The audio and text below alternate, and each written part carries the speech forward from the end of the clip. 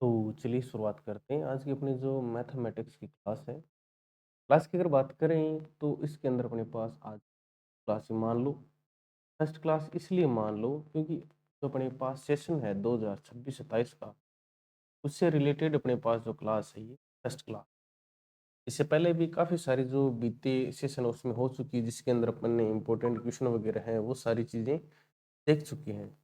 लेकिन अब अगर बात करें 2026-27 सेशन में जो भी बच्चे रहेंगे, उनके लिए कक्षा 10वीं की जो मैथ है फ्री ऑफ कॉस्ट, उसके अलावा एक एक चीज़ आपको मिलेगी, चाहे वो प्रीवियस ईयर क्वेश्चंस हो, एग्जाम में क्वेश्चन किस प्रकार से आते हैं, पेपर कैसे अटेम्प्ट करना है, वो सारी चीज़ें यहाँ पर आपको इंट्रोड्यूस करवाई जाएगी।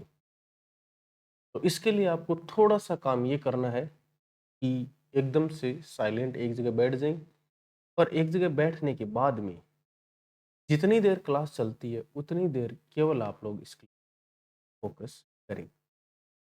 जैसा कि आप लोगों को पता होगा और नहीं भी है तो हमारी जो 10th क्लास की मैथ है, इसके अंदर हमारे पास टोटल 14 चैप्टर है। टोटल जो चैप्टर है उनकी संख्या अपने पास है 14, जिसमें से पहला ही पहला चैप्टर है रियल नंबर्स, जिसको हम लोग क्या बोलते हैं, जिसको हम बोलते हैं हिंदी में वास्तविक संख्याएं। वास्तविक संख्याएं। दिनांक आज आपको पता है कि 21/2/2026 से स्टार्ट किए। चाहे डेट आगे निकल जाए चाहे पीछे निकल जाए, डेट से कोई फर्क नहीं पड़ता है। फर्क बस इस बात से पड़ता है कि जो विद्यार्थी है वो कितना इसको ग्रहण करना चाहता है। तो पहला चैप्टर की बात करते हैं। प्रश्नावली का नाम वास्तविक संख्या हो गया, जिसके अंदर बात करें तो ये दो भागों में बटी हुई है। पहली 1.1 और दूसरी 1.1 जो प्रश्नावली है उसके अंदर सवालों की संख्या हमारे पास हो गई 7, जबकि 1.2 में टोटल सवाल है। अब कुछ विद्यार्थियों की ये रहेगा, सर क्या पढ़ेंगे, क्या सब चीजें, क्या क्या पढ़ाओगे इसके अंदर। तो थोड़ा सा विद्यार्थी जीवन में हो तो एक पेशेंस रखिए अपने अंदर। एक अपने पास जो सीमा होती है कि हाँ कंट्रोल करें कि सारी चीजें अच्छी होंगी। तो आपके सामने बैठा व्यक्ति है वो आपको कुछ अच्छी चीजें बताएगा इसकी। तो पहली अगर बात करें, आप लोगों का जो डाउट है वो मैं सॉल्व कर देता। पहले पहले विद्यार्थी के यही रहता है कि सर परीक्षा में कितने नंबर की प्रश्नावली आई है। पहला सवाल यही रहेगा। दूसरा, सर इस प्रश्नावली से कितने सवाल आते हैं। सर इस प्रश्नावली का नाम वास्तविक संख्या क्यों पड़ा, क्या होती है वास्तविक। वास्तविक संख्याओं के बाद में इस प्रश्नावली के अंदर हम पढ़ेंगे परिमेय संख्या, अपरिमेय संख्या, अंकगणित की आधारभूत प्रमेय, भाज्य संख्या, अभाज्य संख्या, सहअभाज्य संख्या, एलसीएम, एचसीएफ, जिसे हम एलसीएम अपने पास होता है लघुत्तम समावर्तिक, एचसीएफ मैथ से बोलते हैं वो अपने पास होता है महत्तम समावर्तिक। इतनी चीजें पढ़ने के बाद में हम हमारा जो चैप्टर है उसके सवाल है 1.1 इसकी शुरुआत। इसके बाद में नेक्स्ट नेक्स्ट अगर हम बात करें तो हम पढ़ेंगे प्रश्नावली 1.2, जिसके अंदर हम लोग सिद्ध करेंगे अपरिमेय संख्या। उसके बाद में महत्वपूर्ण सवाल आपको मैं हल करवाऊंगा एग्जाम में किस प्रकार से सवाल आते हैं और किस प्रकार से आपको पढ़ना है। फिर मैं आपको कुछ जो सवाल हैं बीते वर्षों जो एग्जाम में आए हैं वो सवाल आपको करवाऊंगा। और इतनी सारी चीजें आप लोग कर लोगे तो एक भी क्वेश्चन आपका पेपर से बाहर नहीं जाएगा, और सारे जो क्वेश्चन आपको यही लगेंगे कि हमने इसको पहले पढ़ा है। चलिए बात करते हैं कुछ परीक्षा में कितने नंबर की प्रश्नावली है। पहला सवाल आपका यही है। तो प्रश्नावली से बोर्ड परीक्षा में 4 नंबर के सवाल आते हैं, जो कि संपूर्ण प्रश्न पत्र का 5%। सर 5% कैसे, आपको पता है कि जो टोटल आपका मैथ का पेपर होता है, टोटल मैथ का वो 100 अंकों का होता है। अर्थात आपको जो नंबर मिलते हैं वो 100 में से मिलते हैं। उसके बाद में इस पेपर को दो भागों में बांट दिया जाता है। 20 नंबर सत्रांक, जिसके अंदर आपके पास आ जाते हैं जैसे इंटरनल मार्क्स वगैरह, प्रथम द्वितीय तृतीय टेस्ट वगैरह। उसके अलावा अनुशासन, अनुशासन के अलावा आपकी उपस्थिति के आधार पर ये टोटल मिलाकर 20 नंबर होते हैं। बाकी जो हमारे पास 80 नंबर बचे वो हमारे पास होती है फाइनल बोर्ड एग्जाम। तो जो फाइनल बोर्ड एग्जाम में 80 नंबर का पेपर होता है उसमें से 4 नंबर के क्वेश्चन आते हैं, और 80 में से अगर 4 की बात करें तो वो 5% होता है। नेक्स्ट आपके पास रहता है सर कितने सवाल आते हैं। इसके अंदर अपने पास 2 सवाल 1 नंबर के ऑप्शन वाले आते हैं और 2 1-1 नंबर के सवाल अति लघु के आते हैं, जिनको हमें थोड़ा सा ध्यान देना। ये चीजें आप लोग हम लोग आगे सबसे पहले हम लोग बात कर लेते हैं आज की क्लास है उसके अंदर वास्तविक संख्याएं क्या है। इंट्रोडक्शन की क्लास है और कोशिश ये रहेगी कि इस क्लास को एकदम से स्लो कंप्लीट करें, अर्थात 4 क्लासों के अंदर अपनी जो प्रश्नावली 1 है, चैप्टर 1 जिसका नाम हमारे पास क्या है, रियल नंबर्स, वो अपने पास कंप्लीट हो। यही हमारा टारगेट है। साथ में आपको मैं नोट्स बनवाते चलता रहूंगा। पहले आप लोग हेडिंग लगाइए। हेडिंग आप लोग क्या लगाओगे, वास्तविक संख्याएं। हेडिंग क्या लगाओगे, वास्तविक संख्याएं। और वास्तविक संख्याएं हेडिंग लगाने के बाद आप लोग उसके अंदर लिखो कि परिमेय तथा अपरिमेय संख्याओं से मिलकर वास्तविक संख्या का निर्माण होता है। परिमेय और अपरिमेय अर्थात वास्तविक संख्याओं के अंदर आप लोग एग्जाम्पल उदाहरण की बात करोगे तो 2 plus under root 3, 3 minus under root 2, ये इस प्रकार के अपने पास वास्तविक संख्याएं होती हैं। इसके बाद में नेक्स्ट अपने पास आती है परिमेय संख्या।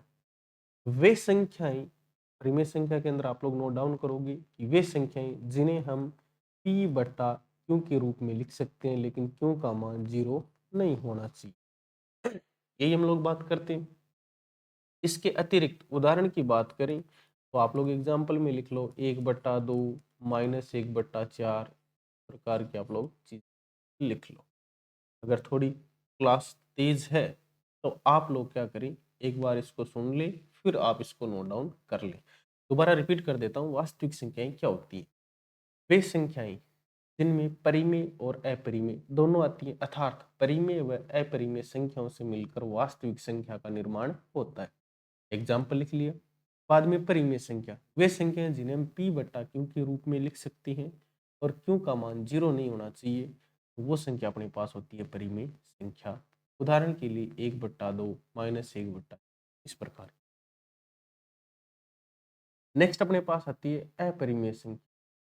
वे संख्याएं जिनका दशमलव प्रसार अशांत अशांत अनावर्तीय अशांत अनावर्तीय और अशांत अनावर्ती है, इसी संख्याओं को हम लोग बोलते हैं अपरिमेय संख्या। क्या बोलोगे, अपरिमेय संख्या। सर दशमलव प्रसार वाली कुछ चीजें समझ में नहीं आई। सबसे पहले तो आप लोग इसके अंदर उदाहरण के अंदर एग्जाम्पल में लिख लो, जैसे अंडर रूट 3। उसके अलावा आप लोग लिख लो अंडर रूट 5, इस प्रकार की जो संख्याएं वो। अशांत आवर्ती का मतलब हमारे पास ये होता है कि जैसे मैंने आपके सामने कोई संख्या लिखी कि 10 के अंदर 2 का भाग देना, तो आप लोगों ने दिया और भाग चला गया 5 बार, पूरा भाग चला गया, मतलब ये संख्या एक जगह जाकर रुक गई। रुकने का मतलब क्या होगा, ये संख्या शांत हो गई। जैसे उदाहरण के लिए मैं आपके सामने और लूं, और अपने पास मैंने ले लिया 25/, नहीं, मैं आपके सामने लेता हूँ संख्या जैसे आपके सुटेबल रहे उस प्रकार की संख्या। जैसे मैंने ले ली 30/4, आप लोगों ने भाग लगाया 728, भाग इसी प्रकार से लगाते हो आप लोग, 30/4, 4 एकम 4, 4 दूनी 8, 4 तिये 12, 4 चौक 16, 4 पंजे 20, 6 चौके 24, 7 चौके 28। इसीलिए कहा मैंने क्लास 0 से शुरू है। 2 बच गई, 4 का भाग 2 के अंदर नहीं जाता, तो यहाँ पॉइंट ले लो और यहाँ 0, 5 चौका 20, 7.5 आया, मतलब ये संख्या दशमलव के बाद में जाके एक जगह रुक गई। तो ये अपने पास होता है शांत दशमलव प्रसार क्या होता है? शांत दशमलव प्रसार। तो इस प्रकार की जो संख्या होती है उनको हम परिमेय संख्याओं के अंदर शामिल करते हैं। ये तो सर शांत दशमलव प्रसार हो गया। थोड़ा सा हेल्थ इश्यू की वजह से आप लोगों को कॉम्प्रोमाइज करना पड़ सकता है। ये तो सर शांत हो गया, हमें समझ आ गया कि शांत दशमलव प्रसार क्या होता है। अब सर आपने बोला था एक शब्द अशांत। 9th क्लास में हम लोगों ने पढ़ा है शांत अपने पास एक तो होता है आवर्ती, एक अपने पास होता है अनावर्ती। क्या होता है? अनावर्ती।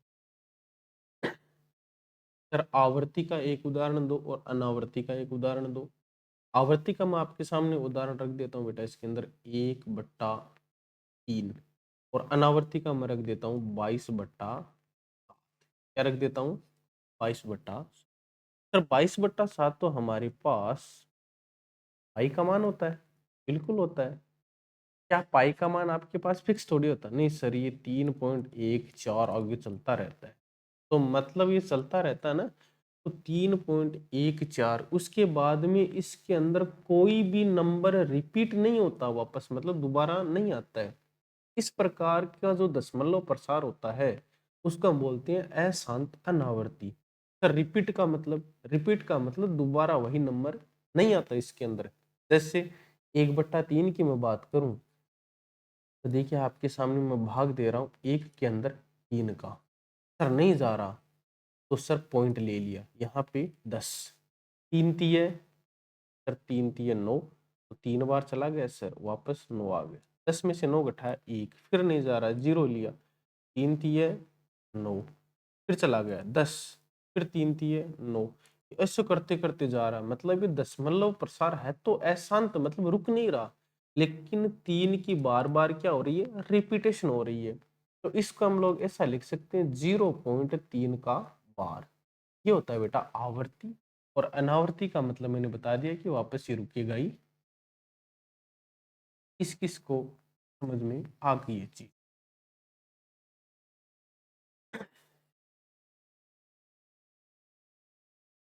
नेक्स्ट अपने पास आती है अंक गणित की आधारभूत प्रमेय। अंक गणित की आधारभूत प्रमेय अपने पास क्या है? जो प्राकृत संख्या है, कौन सी संख्या? प्राकृत संख्या। उन प्राकृत संख्याओं को हम लोग क्या करते हैं? प्राकृत संख्या बोल दो या अभाज्य संख्या। सबसे पहले जानते हैं प्राकृत संख्या होती क्या है। वे संख्याएं जो 1, 2, 3 से शुरू होकर अनंत तक जाती हैं, इन संख्याओं को बेटा हम बोलते हैं प्राकृत संख्या। और इन प्राकृत संख्याओं को हम अंक गणित की आधारभूत प्रमेय के आधार पर अभाज्य, कौन सी? अभाज्य संख्या के गुणनफल के रूप में व्यक्त कर सकते हैं। अभाज्य संख्या के गुणनफल के रूप में हम लोग व्यक्त कर सकते हैं। अर्थात भाज्य या प्राकृत संख्याओं को अभाज्य संख्या के रूप में व्यक्त किया जा सकता है। ये आपको नोट डाउन करना है कि प्राकृत संख्या या भाज्य संख्या को अंकगणित की आधारभूत प्रमेय के अंदर क्या लिखोगे कि प्राकृत संख्या को या भाज्य संख्या को अभाज्य संख्या के गुणनफल के रूप में व्यक्त करते हैं या किया जा सकता है। यही है अंकगणित के आधारभूत प्रमेय के अनुसार। अब अंकगणित के आधारभूत प्रमेय आपको समझ में आई ना आई, उससे पहले मैं आपको थोड़ी सी एक चीज समझा देता हूँ। वो अपने पास है भाज्य संख्या और अभाज्य संख्या। सबसे पहले मैं आपके सामने कोई भी प्राकृत संख्या उठाता हूँ। सर प्राकृत संख्या तो 1 से शुरू होती है, फिर 2 भी आता है, फिर 3 भी आता है, फिर 4 भी आता है, फिर 5 भी आता है, फिर 6 भी आता है और फिर अनंत तक जाती है। तो मैं इनको अनंत को तो छोड़ देता हूँ और आपके सामने 6 प्राकृत संख्या ले ली मैंने। कितनी ले ली? 6।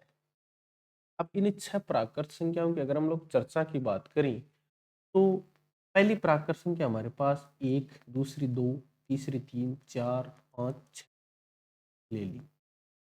इसमें से मैं आपको पूछूंगी बेटा भाज्य संख्या कौन सी, अभाज्य संख्या कौन सी?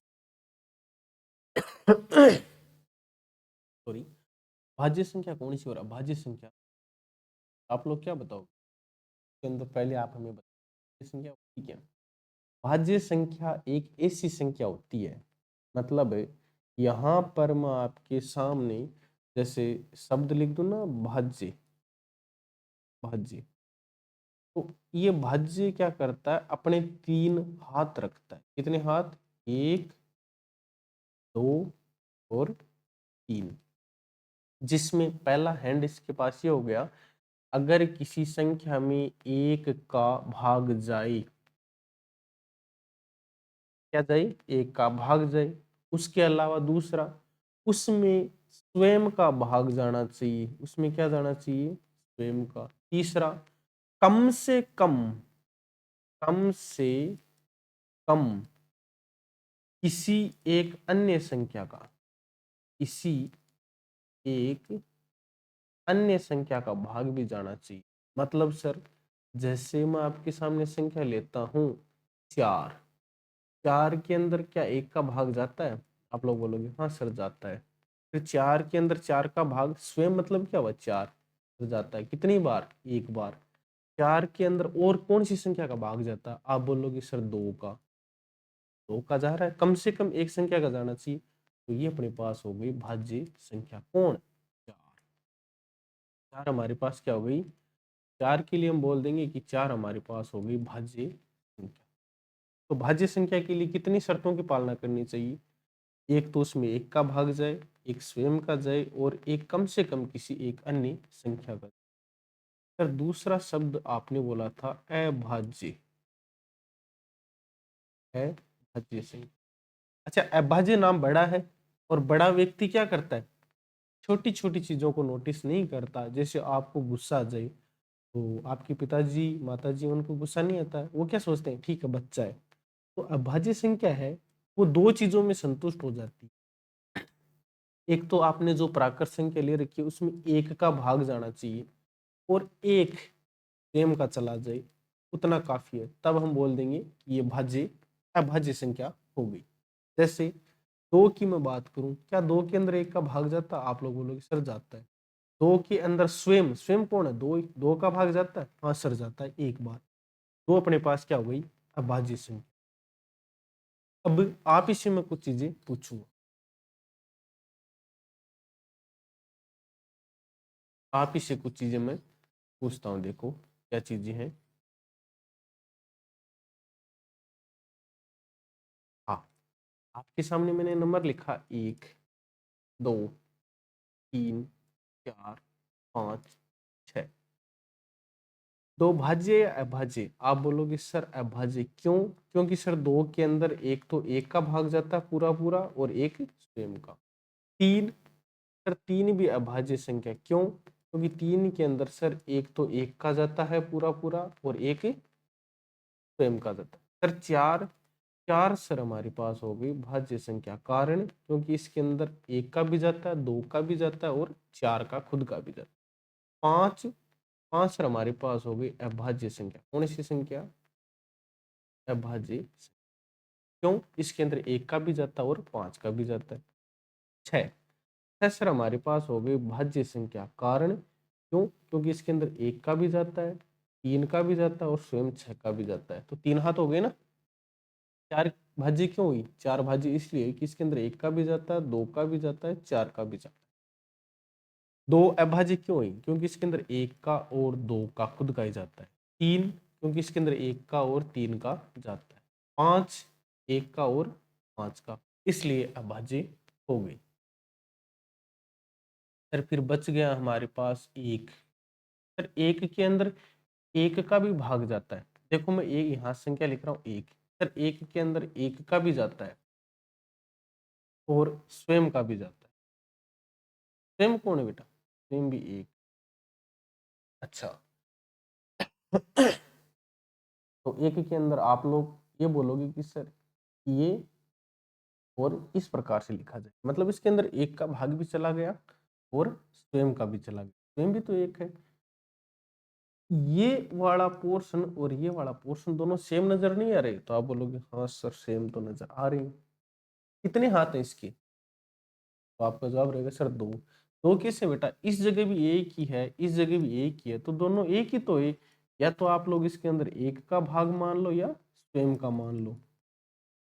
तो एक अपने पास क्या हुई, ना तो भाज्य और ना ही अभाज्य। फिर ये क्या हुई, एक को हम बोलते हैं सह अभाज्य संख्या। सह अभाज्य कैसे, जैसे मैं आपके सामने मान लो कोई दो संख्या हो, और उन दो संख्याओं का आप लोग एचसीएफ निकालो ना। एचसीएफ, वो एचसीएफ आपके पास अगर एचसीएफ कितना आ जाए, अगर एक आ जाए, तो वह संख्या अपने पास होती है बेटा सहभाज्य संख्या। जैसे एचसीएफ को आप एक बार के लिए छोड़ दो, एचसीएफ एलसीएम आगे समझा दूंगा। अच्छा, आप मुझे इतना बताओ, मैं आपके सामने संख्या ले रहा हूँ, एक तो ले रहा हूँ 9, और एक ले रहा हूँ आपके सामने 4। अच्छा, 9 मुझे ये बताओ भाज्य या अभाज्य। तो आप लोग बोलोगे सर इसके अंदर एक का भाग भी जाता है, 3 का भी जाता है, 3 बार 9 का भी जाता है। सर 3 हाथ हो गए, 3 हाथ हो गए तो अपने पास क्या हो गई, 3 हाथ होते ही सर ये हमारे पास हो गई भाज्य संख्या। ठीक है। अच्छा, 4 मैं आपके सामने ले रहा हूँ, सर एक का भी जाता है, 2 का भी जाता है, 4 का भी जाता है, तो ये भी सर हमारे पास हो गई सॉरी सहभाज्य नहीं भाज्य संख्या। ये दोनों संख्या है, ये एक दूसरे की सहभाज्य संख्या है। मतलब सर, मतलब ये हुआ बेटा कि दोनों का जब आप लोग एचसीएफ लोगे, तो एचसीएफ आपके पास एक आएगा। एचसीएफ को एक बार के लिए छोड़ दो। यही है कि आप मुझे ये बता दो, क्या दोनों के अंदर किसी उभयनिष्ठ संख्या का भाग जा रहा है क्या? आप लोग बोलोगे हाँ सर जा रहा है। किसका जा रहा है? एक का ही तो जा रहा है। बाकी 3 का जा रहा है कि 3 का 9 में तो जा रहा है 3 बार, लेकिन 4 के अंदर पूरा पूरा नहीं जा रहा है। 9 का 9 में जा रहा है पूरा पूरा, लेकिन 4 के अंदर नहीं जा रहा। 2 का 4 के अंदर तो 2 बार चला गया, लेकिन 9 के अंदर पूरा पूरा नहीं जाता है। 4 का 4 के अंदर एक बार, लेकिन 9 के अंदर नहीं जाता। किस संख्या का जा रहा है? सर एक का जा रहा है, इसके अंदर भी जा रहा है और इसकी। तो 9 और 4 एक दूसरे की कौन सी संख्या हो गई? सहअभाज्य संख्या। आगे मैं आपको सिखाऊंगा कि एचसीएफ क्या होते हैं, एलसीएम क्या होते हैं, ये सारी चीजें आपके साथ में शेयर करूंगा। तो आप लोगों को जहां तक मैं आशा करता हूँ समझ आ गया हो कि परिमेय संख्या क्या होती है, अपरिमेय संख्या क्या होती है, भाज्य संख्या क्या होती है, भाज्य संख्या क्या होती है। अंकगणित की आधारभूत प्रमेय क्या है? अंकगणित की आधारभूत प्रमेय ये बोलती है बेटा कि प्राकृत संख्या या भाज्य संख्या को अभाज्य संख्या के गुणनफल के रूप में व्यक्त किया जा सकता है, जिसकी मैं चर्चा आपके सामने आगे कर लूंगा। इसके अलावा सहभाज्य संख्या मैंने बता दिया कि दो संख्या देखनी है, उनमें दोनों में सिर्फ और सिर्फ एक का ही भाग जाना चाहिए, जो दोनों के अंदर जाए, बाकी किसी के अंदर नहीं जाना चाहिए। अभाज्य संख्या की बात करूं तो अभाज्य संख्या के दो हाथ होते हैं, एक तो उसमें एक का जाए और एक उसके अंदर स्वयं का जाए। भाज्य संख्या की बात करूं तो इसके तीन हाथ होते हैं, एक तो एक का भाग जाए, एक इसके अंदर स्वयं का जाए, या एक कम से कम किसी एक अन्य संख्या का भी भाग चला जाए, तो उसको हम बोलते हैं भाज्य संख्या। अच्छा, भाज्य संख्या के अंदर लिखना चाहो ना, तो वे प्राकृत संख्याएं जिनमें एक स्वयं तथा कम से कम किसी अन्य संख्या से पूर्णतः विभाजित हो जाए, इस प्रकार की संख्या को हम भाज्य संख्या, अर्थात वे प्राकृत संख्याएं जो एक स्वयं तथा कम से कम किसी एक अन्य संख्या से पूर्णतः विभाजित हो जाए, तो इस प्रकार की संख्याओं को भाज्य संख्या कहते हैं।